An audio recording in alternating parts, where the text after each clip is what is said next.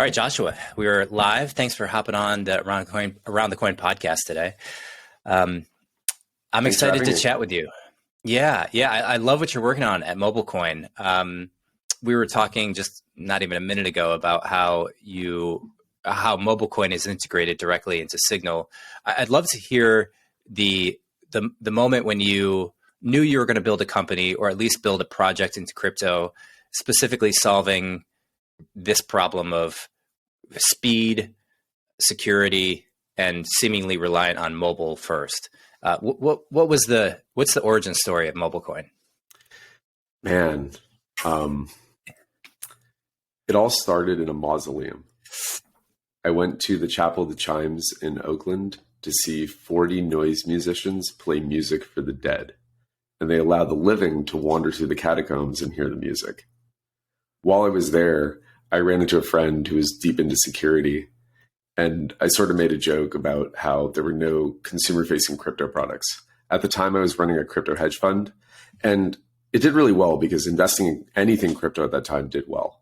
But what frustrated me was that there was nothing that was simple and easy to use. And if you look around the crypto landscape right now, everything is still really hard to use.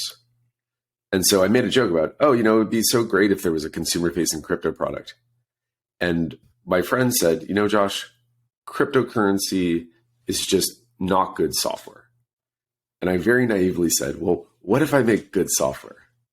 And they said to me, that would be hard, and walked away. 12 hours later, with the help of many of my friends who are very much more technical than I am, I'm a high school dropout. And 12 hours later, we had basically written a 3-page white paper. And I took this white paper to investors almost on a lark and ended up with $30 million.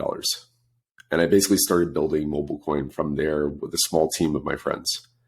If I had known how hard it was going to be to build, I probably would have done something else. I probably would have just stayed running a hedge fund.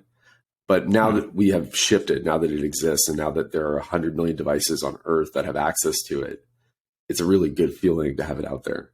The specific thing that we were trying to build is fast, easy to use, built for mobile, and privacy protecting. And I think that that's sort of like the Acme kind of payment experience that you can have. If you can imagine Alipay with privacy, I think that that is kind of the thing we're trying to build. And is it inherently relying on integrations with other apps, or will it be, or is it a standalone? Like when you have the integration with Signal? Yeah, MobileCoin will release our own app later this year. Right now, we're in Signal Messenger and Mixin Messenger. And together, they have a very large user base. So we are an open source project. It's an open SDK. Anybody can integrate it. We're happy to help people integrate it. It is the fastest, easiest to use privacy protecting payment system in the world. Well, awesome. That's pretty accomplished. When you went out and started building this, you said you recruited some of your friends to build it. Presumably people are just kind of working on it on the side in the beginning. Then you write the white paper along with some other people, I would imagine. Oh, no. You wrote the white paper solo?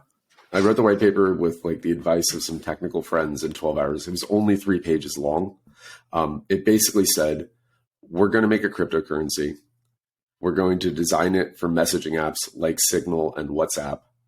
And the way that it's going to work is that it's going to work on a mobile phone. It's going to be really fast. It's going to be easy to use, and it's going to protect your privacy. And then there was a little bit of detail of how we were going to do that, but it was 2017. So it was a crazy time to be raising money for startups. Just to be clear, at the moment when we got our money, the $30 million, we had not really written a single line of code. There were no engineers who worked at the company yet. It was basically just me. Yeah, that was a wild time. That was the boom of ICOs, which you weren't, right? Or was it an ICO? We did not. We did not ICO. We sold a very small number of coins directly to accredited investors. So in 2017, where did you go to create the token? Like, how did you even? So we didn't actually make the token itself until 2019 or 2020. So there was basically a forward contract for the token. And that was the way that it was built. But that's sort of getting a little bit in the weeds. Yeah, good. So 30 million comes in, you're sitting there saying, okay, now I have this giant responsibility to go and build the vision that I promised in this 3-page white paper. What does the next, say, 6 months look like from there on? So I tend to approach problems from the perspective of, I am very naive. I don't know anything. I tend to go in and just say, like, I am, a childlike learner. I want to just approach it from like hardcore first principles. So the first thing that we did, I hired a couple of my friends who were very good software engineers. And basically we sat around a whiteboard and we explained Bitcoin to each other until we understood it. And then we started to look at like the landscape of all the different privacy technologies that were available. And we started to map about what would actually be usable. Because there's so many different privacy protecting technologies that are really powerful, but they aren't fast and they aren't easy to use. And there are a lot of trade-offs when you're actually building privacy. I actually think unencrypted blockchains are kind of like Twitter for your bank account. That's the way that I think about them. And so I wanted to make something that gave you the power of being able to prove a transaction anywhere in the world, but that allowed you to have privacy while doing that. And that's a really tricky thing to design. One of the major problems that privacy protecting cryptocurrencies other than MobileCoin have not solved is, how do you get your transactions back if you lose your phone? How do you get your transactions back if you lose your laptop? And so we built a technology that's called private information recovery. It's actually the first implementation in production of private information recovery in the world. And we call it fog. Fog is a cloud that you can't see through. This allows operators like Signal and like MobileCoin to store your transactions on your behalf without having access to them, so that only you can decrypt them. And you can recover those transactions even if you lose your device. So this solves the critical problem of, I lost my phone, I lost my computer, my private keys are gone. Now we have a key recovery service that lets you get your money back even if you lose your device. And nobody else has solved this in all of cryptocurrency. So how does that work? So I'm just thinking about this conceptually. If I'm the app that you as the user are locked out of now, the key literally is a 20, 18, 16 digit randomized code. So yeah, it's a long string of characters, the best way to think about it. And that now is what the app is looking for from you as the user to get in and send a transaction. What happens is that you have what's called root entropy, which is the key that all of your encryption keys are derived from. This is the key in the app. This is backed up with a 4-digit PIN or an alphanumeric password and encrypted into what's called a secure enclave on a remote server. A secure enclave is at the core of many of the technologies that MobileCoin has built. What a secure enclave allows you to do is have a server where the operations performed in the secure enclave are verifiable, but not visible to the operator of the server. This is a unique property. It's a very difficult environment to build in. You don't have a lot of the things that like normal processors have, normal operating systems. You have to build a lot of things from scratch. Like we implemented memory allocation from scratch as one example. Very basic things that most computers just kind of come with, we had to build. But once we did that, then we had this computing environment that was verifiable, but not visible to the operator of the server. So you can do things like store a key on behalf of a user without the operator of the server being able to turn that key over in the event that they lose control of the server. And that's a pretty interesting thing. So would you think of it by analogy as like the server would be, say, a bank, and then the key to get access to the key inside the bank would be a vault inside the bank. And so how do you, what is the key that opens the vault inside the bank would be more... It's a little bit more interesting than that, in that it's a black box that the bank can put a check into and verify that the check is real without proving the contents of the check. Okay. They know that the check is real. They know that a person authorized it. They know that the amounts did not create or destroy money. They don't know who the check is from or who the check is going to, but they know that everything about the check is correct. And the things that they would know that are correct would be that there is a to and a from, that this sender they're able to verify that the sender had a set of coins. They are sending those coins to someone else, and that the input and the output of that transaction balance. So no money is created or destroyed.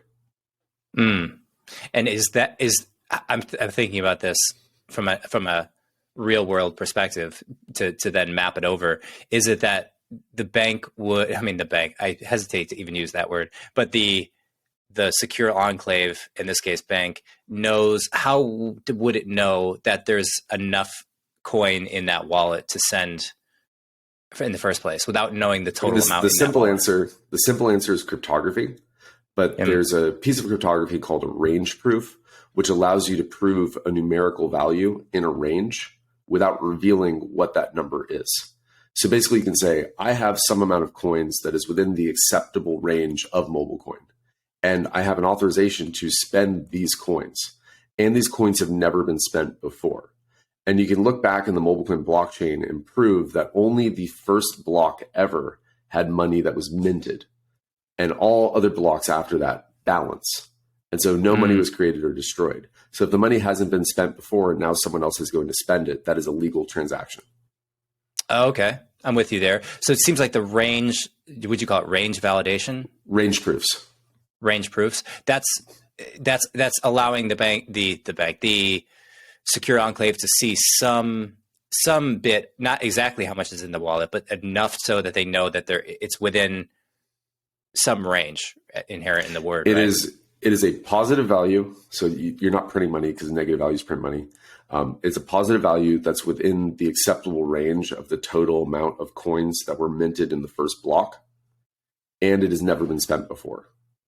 I'm with you. So technically, if you had to sort of stack rank the amount of time, say, we'll just use that as the denominator, that developer time that went into building each of the different aspects of the technical stack, what was the biggest mountain to climb there? Took about 3.5 years to get MobileCoin into the world of just like straight engineering. We're a brand new layer one. It's all brand new Rust code. It's high performance Rust code. We re-implemented the Stellar consensus protocol from scratch. We use Crypto Note as the ledger, and then we put everything inside of secure enclaves. That's basically like the stack. And that was the 3 technologies that were listed in the white paper. What we were trying to build initially took us about a year to teach each other all the cryptography that was necessary to even begin building the system.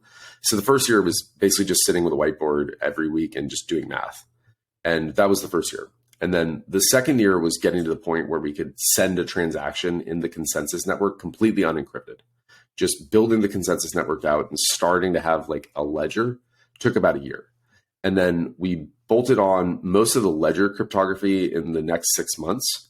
The thing that took about 18 months was the private information recovery. And this was something that Chris Beck started at MobileCoin. He's one of our engineers, and a whole team helped to build this thing out. This technology fog is something that no one has ever done before. It uses what's called ORAM, which is oblivious RAM. And oblivious RAM is RAM that the operator of the server can't see. And so you can perform operations in memory that aren't visible to the operator of the server. And so this is a really powerful primitive for building trusted computing. And what you can do with this is basically store information on the user's behalf that the operator of the server can't see. So that totality of things took about 3.5 years. And then it's been about a year that we've just been getting the network performance tested and integrated into the major applications, dealing with on-ramps and off-ramps, exchange integrations, getting to us just to the place now where it's finally started to become a usable product. That's pretty awesome. So it's running RAM inside the server, inside the local computer, or the server, I guess? It runs on the server. So the main idea with MobileCoin is like your phone holds the key and the server does the work. That's the idea. And then when you lose your key or lose the phone, then you can get access by answering, like you said, a PIN or alphanumeric code that validates that you are you. So you re-authenticate to the service. You have to have control of the phone number. And depending on the kind of application, you might also need a password. And then you need the next piece of verification, which is your PIN or the password that you've made for recovery. So those are the pieces of information that you need. And if you have that, then you receive the encrypted key back from the server that only you can decrypt. Gotcha. Do you see that as being open sourced and used by other projects, or is it now? Or will other projects duplicate the efforts that you guys have built? Because that seems so important, right? everything that we make is open source, and we hope the industry adopts it. We're trying to push the envelope. We're not trying to, hide behind, licensing. We want everybody to have the best technology. If MobileCoin has the best technology and others want to use it, we'll help them. Yeah, it seems like that's such a huge, how would you say, like reluctancy in the adoption of crypto is storing your private keys. And people are reasonably very concerned about their getting locked out of their accounts, losing their USB with the private key on it. Sure, there's like backup keys that people can have, but if you lose those, like there's been so many stories where people just, they do dumb stuff and then, myself included. I just fundamentally feel like people are not designed to remember 24 words. Like that's not the way human memory works. And storing your, money in a safety deposit box is all kind of risks. The safety, the 24 words, giving your 24 words to your friends is also risky. There's a lot of ways in which that's just not a reasonable way to store information. You could do that if you're like a very serious enterprise, like a custodian, but individuals are just not set up to store information like that. So we have to make it really easy for them, and we have to make it hard for them to lose their money. That's the biggest thing. You have to make it really hard for people to lose their money. Yeah, that's right. And so I'd imagine there's some sort of preventative mechanism to stop computers and bots from just trying every alphanumeric code and PIN code. Like you get 5 tries and you have to wait a day or something. So the way that Signal has integrated it is that you get 10 guesses and then they wipe your key. Oh, they wipe it. Mm-hmm. Ooh, and then no money after that? Right, because there could be attacks where you just reset the timer on the amount of time you have to guess. But incrementing a counter that has 10 guesses on it, that is actually something that is philosophically defensible from the design of the system. Because there's no human in the loop, right? There's no human that can reset the counter for you, because if they could do that, they could guess an infinite number of times. Right. Is it possible to guess somebody else's? Like if I wanted to, for some reason, wipe your key, could I guess on your behalf? You would need control of my phone number, and there's a timeout in the guesses, so that I would have some period of time to recover my phone number. Gotcha. Typically, when you see people SIM swap, they can get their phone number back in like 24 to 48 hours most of the time. So if the 10 guesses have a timeout on them that is longer than that, then that's fine. It's cool, man. How do you think of the progress so far and where you're going next? I mean, do you think of it as this is sort of like base camp climbing Everest, or do you feel like this is, because in many ways you accomplished, at least in large part, what you set out to do in 2017. So I feel like we got to the starting line. My ambition for this thing is that I see a world of global commerce that is amplified by the ability to have extremely high velocity, low cost payments that respect user privacy, including cross-border. We're going to make it so that global commerce happens at a level that has never taken place before. If you can imagine Alipay, but there's no central third party that has control of the system, that is a level of commerce that humanity has never seen before. And I'm really excited to help bring that into the world. When I think about the privacy aspect, one of the things that is most important to me is peaceful commerce. We want to deliver the maximum amount of privacy possible within the rule of law. And that's a really tricky line to ride. We've been working very hard to make extremely powerful privacy technologies, but also to respect the obligations that we have in the jurisdictions in which we operate. So for example, MobileCoin's apps block the OFAC sanctions list. There's a list of countries that you can't send money to. And the wallets in our ecosystem also respect those sanctions. That is a hard line.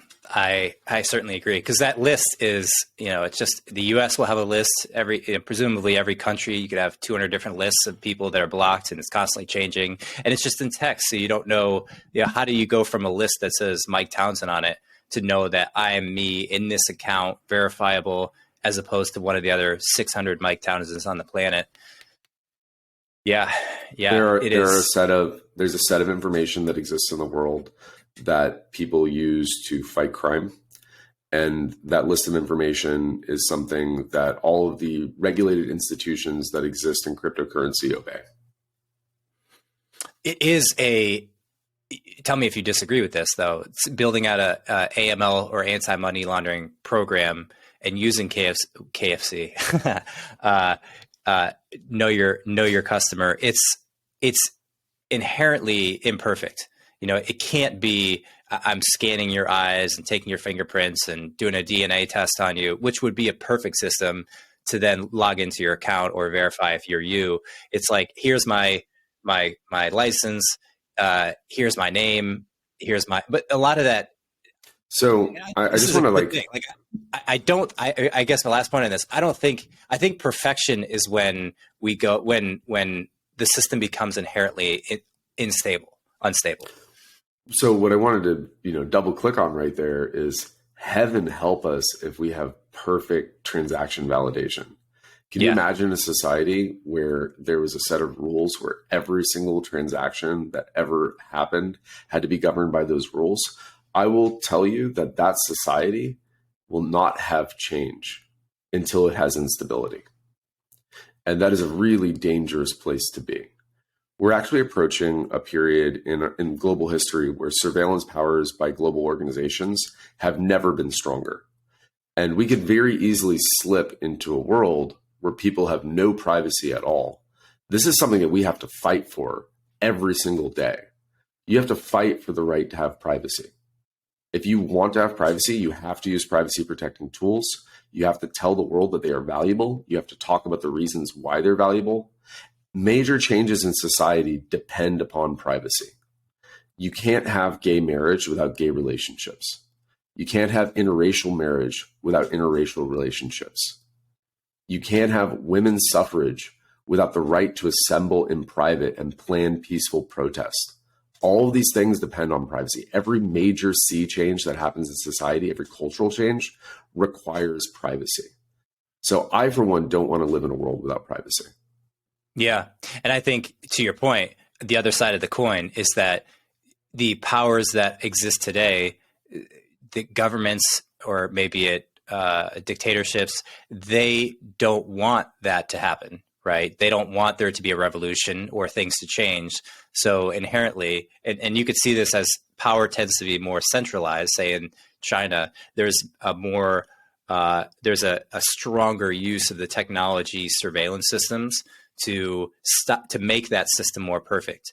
Which, if the system, by perfect, I mean that if you ever break the law as it's written in any context, anywhere, then it'd be like an automated punishing system. I got a red light ticket the other day, and I felt like this was a little too far. Like I was going 52 and a 35, and I get a letter in the mail saying this is what you owe. It's like $190, and it felt like I can see this is the double-edged sword, is that it's much more efficient. You can make a strong argument for it.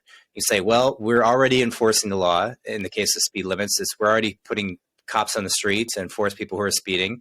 We save money by not having police out there. It's safer by not having police out there. It's more enforced. Like, you can go down this list and make this coherent argument, and you could see, I could picture people, and clearly people have supported this, where they say, yeah, let's do it. Let's fund development of this hyper secure surveillance system.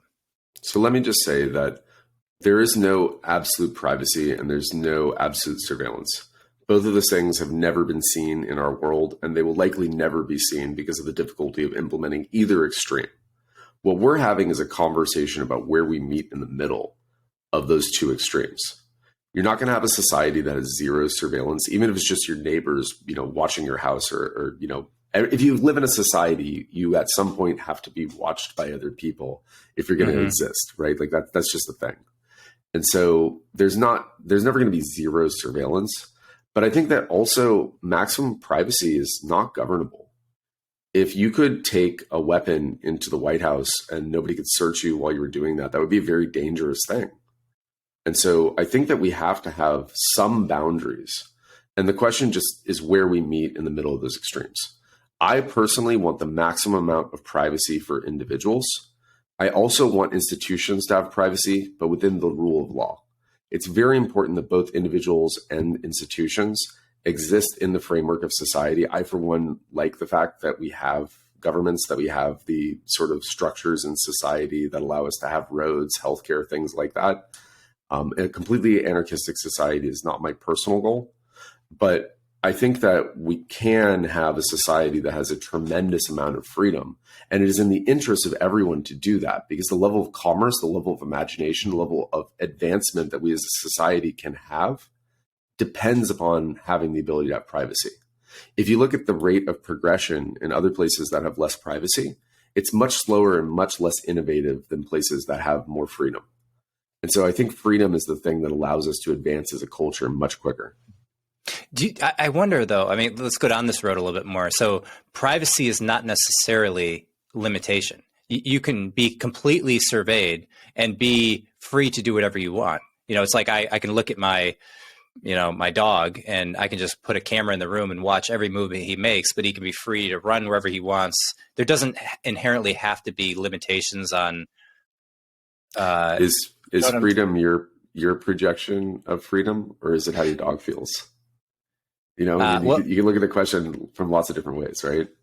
Yeah. Well, let's take the example of freedom is the lack of laws that a government enacts that prevent you or will punish you if you are caught doing something that they prohibit. So let's if you take that on board. Let's think of it this way. Freedom means lots of things to lots of different people. Every individual has a different conception of what freedom means to them. For some individuals, that definition fits within the constraints of society, and for others, it doesn't. And I think that we want to have a society that is inclusive to as much freedom as possible, because that's a better society from my perspective. Now, there are some freedoms, like the freedom to commit violence, that are not compatible with society. So that's the thing that I think a lot about, is that there are some freedoms that just are not compatible with our world. Yeah, there are some freedoms that are not compatible with our world.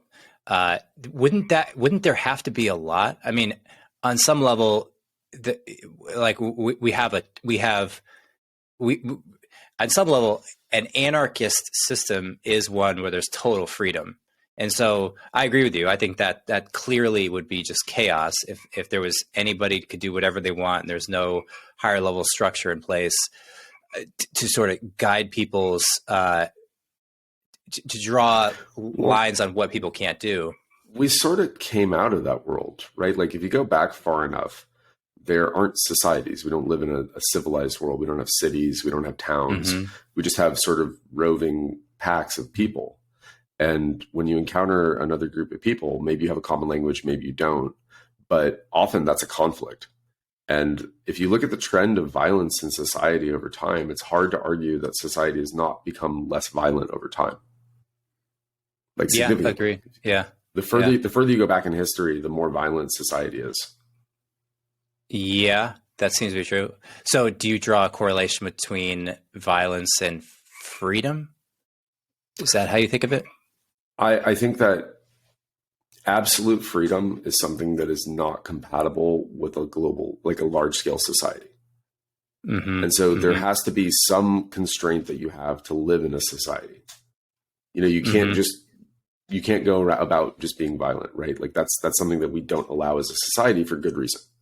And I think that having absolute freedom is not something that's compatible, but there is a great wide amount of freedoms that people are allowed to have. And we should continue to have those freedoms and push out the boundaries as far as they can go. The more capacity that we have as a civilization to trust one another, and tools like blockchains allow us to decentralize trust, which I think allows us to trust individuals much more than we ever have. And so that's a thing that I'm really excited about, is the decentralization of trust and how it allows us to actually push out the boundaries of what is acceptable behavior in society. Yeah, I agree with you.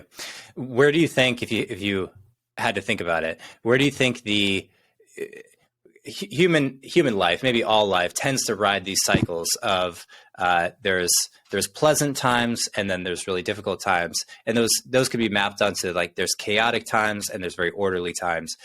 The decentralization of, through crypto and blockchain, of just about every intellectual system we have can be decentralized instead of the centralized nature that we have today. As that happens, where do you think the pitfalls are? Like where do we fall into not complete despair, but there'll be points where like, ooh, the human race just got burned on this? Because I could see like DAOs are one that comes to mind where I can see something if it's like people get very almost religious with decentralization, where they're like, this is the answer to all of humanity's problems. If to build a DAO and then completely decentralize all voting and the one thing that I super key into is that it blows my mind that anyone sends a payment for anything on Bitcoin. Just like full stop. If you're moving money and that's like your reserve money and that's, something that you're interacting with an institution and you're okay with that institution knowing every transaction you make forever, maybe that's a reasonable thing to do. But if you were to pay your barista for coffee with Bitcoin or Lightning, now your barista can see every transaction that you do forever. Not only that, but anyone running a Bitcoin node knows you're at that coffee shop right now. That is absolutely crazy. That's why I call it Twitter for your bank account.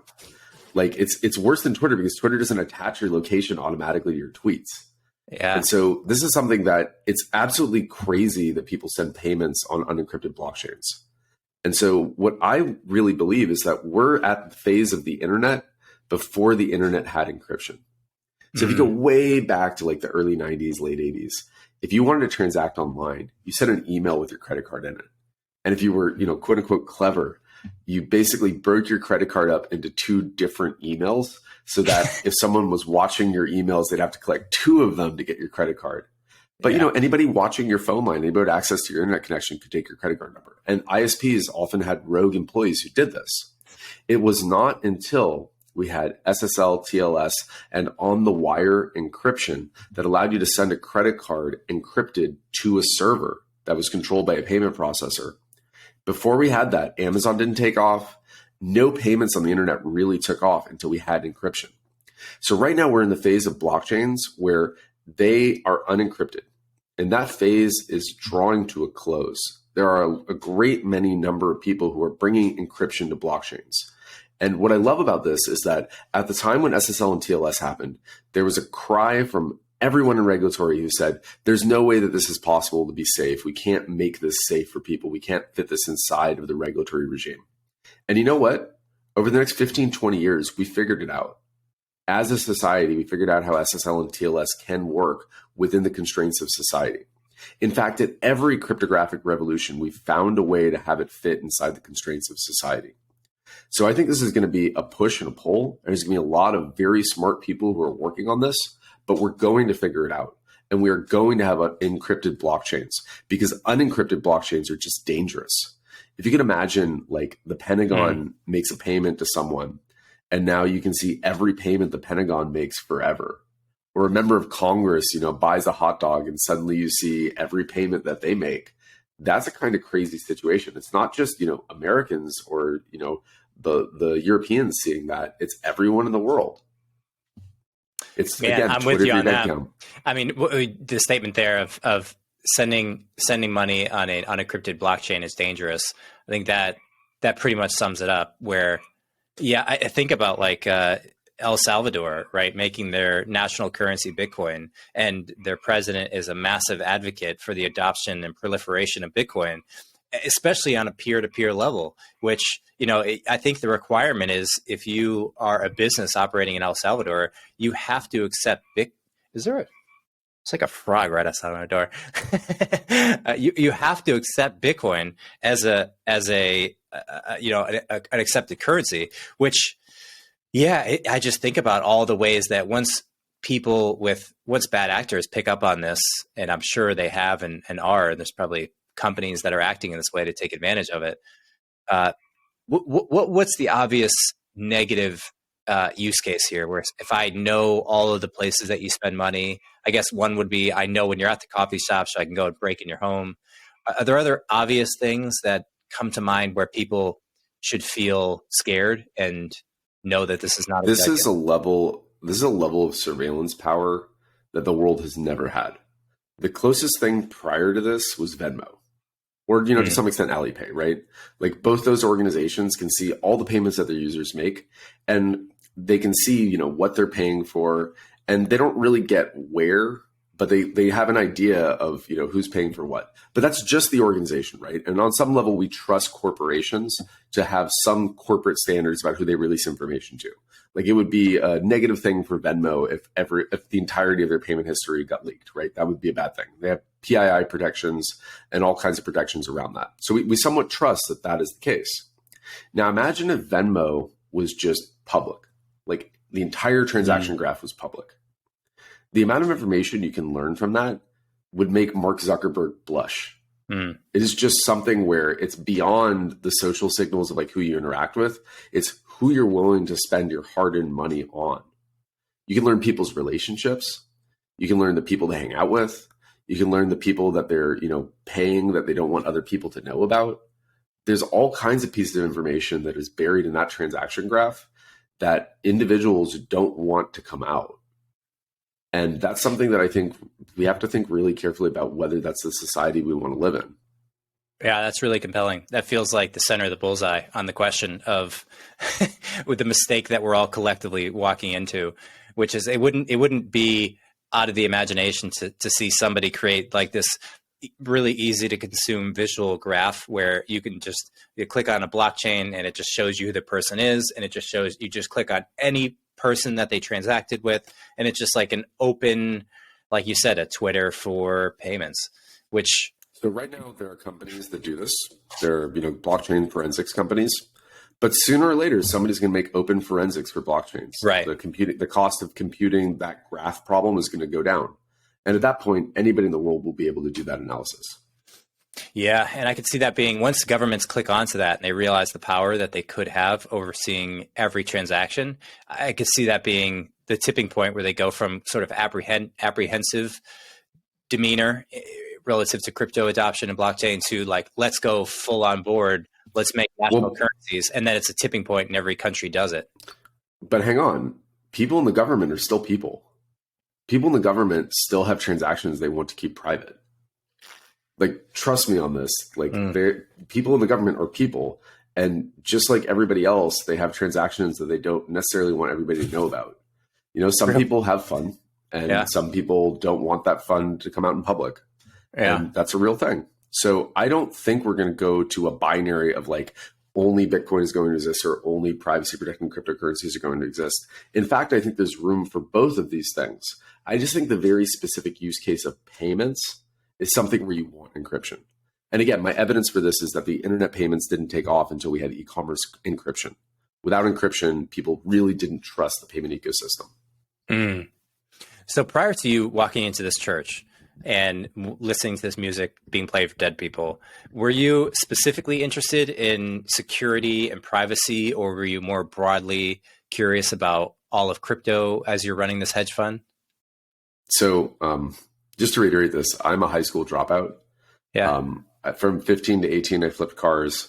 From 18 to 25, 26, I worked in telecom. I did basically like everything from selling iPhones to laying fiber optic networks to building wireless networks, all that kind of stuff. And my last job was a PM job, and I got laid off from that. And my friend said, "Hey, Josh, take your entire severance and put it into Ethereum." When was wanted this? To see what happens. This is 2016. Okay. So I did that, and that was the first time in my life that I wasn't living paycheck to paycheck. And I said to my friend, "Hey, do you think this is going to continue?" Because I had read Satoshi's white paper in 2009, and I just assumed that this was going to be something that the regulators just killed. That was my assumption about Bitcoin, and that there I was in 2016 saying the same thing. And so I said to my friend Kevin, "Do you think it's going to continue?" He says, "I don't know, Josh. What do you think, having just experienced Ethereum in this way?" And so I said, "Okay, why don't we beg our friends for money and start a hedge fund?" So we asked our friends for money. We got like $1 million together, and we started a hedge fund. And it was one of the first crypto hedge funds that ever came out. It was actually a Forbes article that talks about the first crypto hedge funds, and we're in that article, which I'm really proud of. But basically, we did this, and I started investing in cryptocurrency. That was my first time doing anything related to security. And at the hedge fund level, you like read the papers. You're not doing the math at that point. And the first time I actually like delved into security was the first day at MobileCoin. And I just want to be really clear. Like, I am not the person who wrote a single line of code at MobileCoin. If I was the person writing code, we would have never shipped. And so we have a lot of really incredibly smart people who do a lot more math than I do. and who are much more knowledgeable about the actual inner workings of the system. I can talk to you about it at sort of like a layman's level, but talking about it at a level of like understanding the nitty gritty of how everything works, we have amazingly smart scientists who work at MobileCoin who can help go into that. Love the background, man. What an inspiration to go from flipping cars and dropping out of high school. What was your attitude back then? Was it kind of like, hey, I'm a hustler, I'm going to make it no matter what? What were you, if I had met you at age 20 years old or 18, what would you be like? Well, I probably was working like 100 plus hours a week. Like most of my 20s, I had 4 jobs because I was just trying to make the amount of money that I needed to make. My father got really sick when I was 15. He's still with us. But one of my crowning achievements in this life, probably the thing I'm most proud of, is that I haven't missed a payment on my parents' mortgage since I was 15. And so that was why I was working so hard, because I wanted to take care of the people I love. I've always been a very community-minded person. My grandmother used to have big gatherings at my house on the holidays, and it really taught me how powerful taking care of community, feeding community, being present with community, what those relationships are like. And that's a thing that I love to do. I love to help take care of people. My wife and I have actually been working in nonprofit work for about 2 years now, doing stuff related to COVID. We actually gave out about $1 million to artists at the beginning of COVID. My wife led a project in San Francisco called Paint the Void, which basically put 140 murals on boarded up shops all over the Bay Area during COVID. And she paid artists a real wage for those murals at a time when no one was paying artists to do anything. And so that's the kind of work that inspires me. I want to be able to do humanitarian work. I feel like right now in life, we're in a very mad world. And you can either turn towards the madness or you can turn towards healing the world. And I've very firmly turned towards healing the world. I want to be able to do humanitarian work and help people. In fact, MobileCoin actually just did a $100,000 donation match to Ukraine. And we helped a humanitarian convoy with 10 cars deliver food, medicine, and water to Kharkiv, which is one of the most bombed cities in Ukraine. But because of MobileCoin donations, they were able to deliver this food, medicine, water, and generators directly into the war zone. And the way that we did that is that MobileCoin is the fastest and easiest way to send money into a war zone. If you have a phone number on Signal, I can send you money right now with no other information. And that money transfers in 5 seconds without a bank. There's absolutely no way to do that. It's the only way in the world. Because if you do it with Bitcoin, you have to teach somebody how to use Bitcoin. They have to get a Bitcoin wallet. They got to have their 24 words. With MobileCoin, you set your PIN and you don't think about it. That's it. You're done. Man, what a moving story. I certainly embrace your efforts to move towards the healing of the world. Definitely an attitude that we collectively would benefit from more people adopting. And I think being aware of that decision is the first step, right? It's like not being caught up in the news cycle and caught up in the mainstream narratives and just sort of like taking your own individual perspective on things, accumulating information from multiple sides, multiple narratives, and saying what would help us collectively. Yeah, it's awesome. So one of the things that's really cool about crypto, and just going back to the idea of decentralizing trust, people in crypto really care about healing the world. Look at Sam Bankman-Fried and all the good that he's doing in the world right now. He's one of the most effective altruists in the world right now. And so there's all these people in crypto who have money and are using it for good. And that is very different than if you think about a lot of different industries, there's lots of people with money and power and they aren't doing good with it. It is a virtue in cryptocurrency to be someone who does humanitarian work. It is a virtue in cryptocurrency to be altruistic. And I like to imagine this as a result of the decentralization of trust. You have to establish humanity, you have to establish trust outside of the existing ecosystem. You're not good just because you made money in cryptocurrency. You're good because of what you do with that money and what you do with that power to help the world. And I love that that's a virtue that cryptocurrency has. Yeah, where do you think that comes from? Why do you think that has evolved to become such a strong virtue? I think that there's just a different way that people came up in cryptocurrency that's different from traditional finance. It's different from the way that most power systems work. I think that the way that cryptocurrency works is you have to have really deep imagination And you have to understand the power of community. Because if you don't have a community, this isn't going to work. It's not like if you make a stock and you list it on the NASDAQ that there's already a market and a community for you to sell into. If you want people to actually use your technology, if you want them to use your cryptocurrency, you have to do grassroots community building. And that understanding what motivates people in the community, it isn't just saying like, hey, you're going to make money doing this. That in fact doesn't work most of the time. It has to be that this is a fundamental change in the way the world works. This is a different narrative of how the world can be. This is one where individuals have more trust in the world. And I love the decentralization of trust narrative. If you just said Bitcoin is a get rich quick scheme, if that's what Satoshi came out and said, no one would have cared. Satoshi came out and said, this is a way for you to have money with no central authority. Yeah. Yeah. I think the people who are attracted, the builders and the creators in the space of crypto, tend to be people who are, and there's multiple waves of this, but they tend to be the people who don't follow the mainstream path, specifically in academia. You know, like you're kind of the quintessential story, right? Like high school dropout, paved your own way in the world, and then had this idea to build a crypto project. Very much an intimidating concept for many people, but you just jump in and do it and figure out along the road, because crypto didn't have a prerequisite. There was no degree that you could go and learn all the skills. It's the tip of the spear and innovation and the development of human technology, right? More precisely, you need a math degree, a distributed systems degree, you need a cryptography specialization, and then you need to do all of that as production software. So like nobody has that skill set. Right. Nobody has all of that skill set. Right.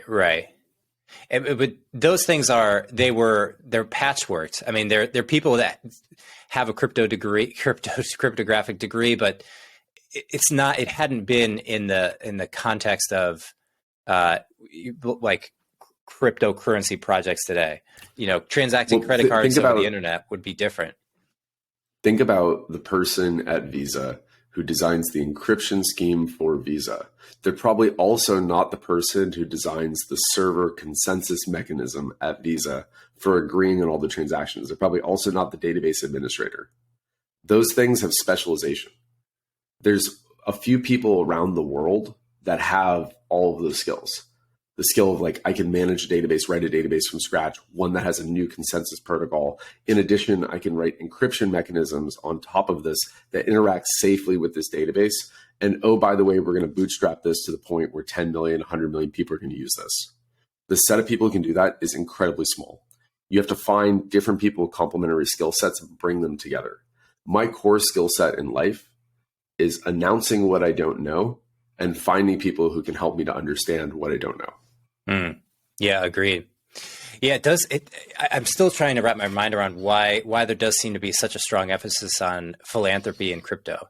And maybe part of it is the explosion that has happened. Like, it hasn't been a slow accumulation of wealth over decades. It's been, you know, people who've had $1,000 in their bank account or in the crypto wallet now have, 100x or 1,000x by really some major factor of luck, right? So then it's like, well, what do you do if you can buy whatever you want in the short term? You're going to keep building, maybe hire people, but then you're still left over with a lot. So let's fund artists to paint murals on.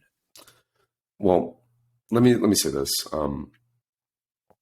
I did not grow up wealthy. I grew up very poor, and there were a lot of people who helped me out when I was poor. There's something about struggling in life that shows you the kindness of what humanity can be. And I will simply say that I wanted to give back because people gave to me and helped me out of poverty, helped me to be the person that I am today. There's a day in particular where I was going to miss the payment on my mortgage, and I had no way, there's nothing I could do to possibly get it. And I had all kinds of the crazy ideas of what I would do to be able to do it. None of them made any sense. And a friend of mine just said, hey, Josh, here's the next 2 months of your mortgage. Go think about what you want to do in life and then go do it. It was the first time I could breathe, like, at all. And I understand how lucky and how privileged I am to have gotten that kind of luck in this life. I've definitely gotten more than my fair share of luck, and I want to give back because of that. Yeah, totally. And so if you had, say, a one with a lot of zeros after it, just a sort of relatively unlimited resources, how do you deploy it? How do you think about, this is in the future, how do you think about deploying it for maximal effort in areas? So one, I think that you have to get advice from people who have done this before. Figuring out how to do effective altruism. There's an entire community of people who this is all that they think about. And I know that's where Sam has gotten a lot of his advice about how to allocate money. There are a lot of people who have given away a lot of money, and they have measured effects of the money that they've given away. And I think it's important to think very carefully about the measured effects. So there's one element of acting global, looking for the largest macro effect with the dollars. And then there's another element of acting local. I grew up in the Bay Area. My family's been here for about 100 years. I have deep roots here, and it's really hard for a lot of people in the Bay Area right now. And so I want to help ease that difficulty for people that I know and people that I don't know. I would like to help ease the difficulty of being in the Bay Area. So I think there's one element of acting global, looking for the largest macro outcome, like how do you impact the most lives per dollar? And then you look at the same thing locally. And I think it's important to think global in everything that you do, but sometimes you have to act local. You have to act local and not just global. Wow, 100 years your family's been in the Bay Area. That's a long time, especially for the West Coast. 100 years. So that's probably what, 4 generations, maybe even 4 generations. About right. Yeah. 4 generations. Yeah. How do you think about the Bay Area situation? Oh man. Right? I mean, like a lot of people have left recently. I lived there. I lived in San Francisco in the Mission from 2013 to 14, and I loved it. It was like certainly segmented out pretty strongly with people that were homeless in the Tenderloin, and it was. But you weren't here in the 90s, right? No, I was only there for 2 years. Okay. So, some thoughts. People think the Mission is violent now. They don't remember how violent it was in the 90s. And if you grew up here, then you know that the Mission is actually way safer than it used to be, even as crazy as it is right now. What I want to say about the Bay Area is that this is a boom and bust neighborhood. It's been boom and bust since 1849 with the gold rush. And so this has been a thing where it goes up and it goes down, it goes up and it goes down. Maybe there's something in the air, maybe there's something in the water, but the way this place works is that it's boom and bust. And the people that stick around, I think it's like New York. Like New York is also boom and bust to a lesser extent. But there are people who stick around and people who don't. And that's okay. It's not like other cities. Like there are lots of cities around the world that are very transient places where people go in and out really fast. And there's very few people who stick around at all. There's a lot of people who stick around in San Francisco for better and worse. Like that's actually one of the problems with the city is that there's so many people who've been here so long that they don't want change. And so I think there's a tension of push and pull. And what we're going to figure out as a society is how to deal with that. So I think San Francisco is as strong as it's ever been, and it will continue to be roaring back in a boom and bust cycle. We may be in a bit of a bust right now, but boom is always right around the corner. Like how long was San Francisco down in 99, right? When 1999 the stock market hit, everybody said, "Oh, the Bay Area's over, it's done." Yeah. And 4 years later, everybody's IPOing again. Yeah, that's very true. And it seems my sense is that it seems like there was a massive consolidation, density of people, really smart people in the Bay Area to work at companies to be productive because being in person was the only means. COVID happened. There's just a standard of remote work that gets proliferated. And so people move outside of the city into different places, some motivated by weather, family, taxes, whatever. But there tends to just be a spreading out. Are there other factors other than those that you think are underlying the change, let's call it, in the Bay Area? The Bay Area has a large capacity for change because the people who live here dream. One of the things that makes the Bay Area super special is that it's okay to fail here. A lot of communities around the world, if you fail, you're an outcast, you're a pariah. In the Bay Area, everyone's like, okay, you failed. Are you going to pull yourself back up by your bootstraps or are you checking out? Where you at? You want to pull yourself back up? Let's go. Yeah. Some of the best people in terms of startup world, in terms of companies, were complete failures. Like I got fired from every job I ever had before I started working for myself. And I know lots of people in the startup world have that kind of story where at a certain point you try again and something works. And if you didn't have all those failures, you wouldn't have learned the lessons. Steve Jobs said mistakes are great because it means somebody made a choice. I like that. So what's your fascination with subwoofers? You have clearly an interest. I've seen a few different places you mentioned that. There's a lot of research that says low frequency sound waves are good for your health. I personally think that standing in front of a giant subwoofer is one of the more enjoyable experiences that I have. Obviously I'd rank spending time with my wife above that, but I think subwoofers are just a wonderful experience. You can share them with lots of people. You can, have a dance floor where you are having just a really superlative experience. And so I think it's really special to be able to get out and dance and kind of shake your bones every now and then. Totally agree. So, are you still running? You started an organization called Private Party. Is that right? Private Party? Secret Party? Yeah, I'm not day-to-day at Secret Party anymore. The idea behind Secret Party was that people wanted their parties and they don't always want them to be public. There was no infrastructure for that. So we started building that out. That was right before I got very interested in crypto, and I sort of pivoted away from that to go work on crypto. Nice. But Secret Party is an organization that's still alive and still selling tickets. One thing before we sort of close up here is that I would love to talk to you a little bit about what's coming for MobileCoin. Tell me. Because I think there's a lot of really exciting things that are about to happen. So one of them that we're kind of foreshadowing is that we just released a thing called confidential assets. So if you know what an ERC20 is, this is like a secondary asset type on Ethereum. It's like USDC or all the other coins that exist. And one of the issues is that in order to use a secondary asset on Ethereum, you have to show that you're using the secondary asset. It doesn't just look like an Ethereum transaction. It looks like an Ethereum transaction with a USDC note attached. What would be way better for everybody is that all transactions on Ethereum look the same. And you didn't know from inspecting the blockchain whether it was a USDC transaction or an Ethereum transaction. That would be far more privacy preserving. And that is what we have made. So moving a step forward, what if you could do on-chain swaps between coins? What if you could do the effect of an automatic market maker with confidentiality, with protection on the transaction?